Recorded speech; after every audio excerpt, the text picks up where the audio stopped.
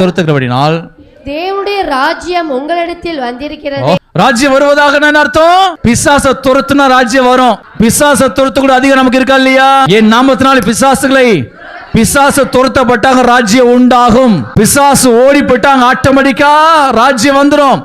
இருள் விலகிச்சுன்னா வெளிச்சம் வந்துடும், தீமை விலகிட்டா நன்மை வந்துடும்.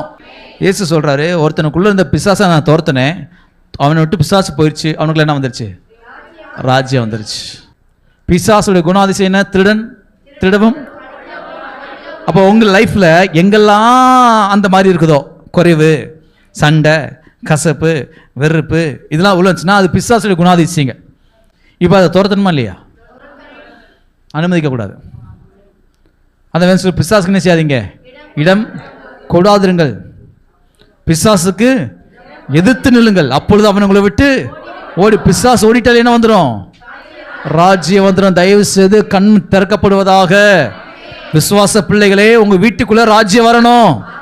உங்க வீட்டுக்குள்ள ராஜ்யம் வரணும். தேவனுடைய ராஜ்யம் இருக்கிற இடத்துல குறைவு இருக்க முடியாது. தேவனுடைய ராஜ்யம் இருக்கிற இடத்துல பிசாசு இருக்க முடியாது. தேவனுடைய ராஜ்யம் இருக்கிற இடத்துல நஷ்டம் இருக்க முடியாது. தேவனுடைய ராஜ்யம் இருக்கிற இடத்துல எந்த விதமான குறைவும் இருக்க முடியாது. இயேசுவின் நாமத்தினால நிறைவதா இருக்கணும். சொல்லுங்க, கையை வீசும். தேவனுடைய ராஜ்யம் என் வீட்டுக்குள்ள வருவதாக. தேவனுடைய ராஜ்யம் என் குடும்பத்துக்குள்ள வருவதாக. நிறைவு வருவதாக, சமாதானம் வருவதாக, சுகம் வருவதாக, நன்மை வருவதாக, ஆசீர்வாதம் வருவதாக, பரிசுத்தம் வருவதாக, இயேசுவின் நாமத்தினாலே. ஹல்லேலூயா. அன்று தெளிவா சொல்றாரு, நீ ராஜ்யத்தின் பிள்ளை, நீ அதிகாரி. அதிகாரத்தை யூஸ் பண்ணாதனாலதான் இத்தனை குழப்பங்களும். அதிகாரத்தை யூஸ் பண்ணாதனால பிசாசு உள்ள வந்து நிக்குது. இன்னைக்கு இயேசுவின் நாமத்தினால் அதிகாரத்தை எடுக்கும் பொழுது பிசாசு உங்களை விட்டு ஓடி போவான்.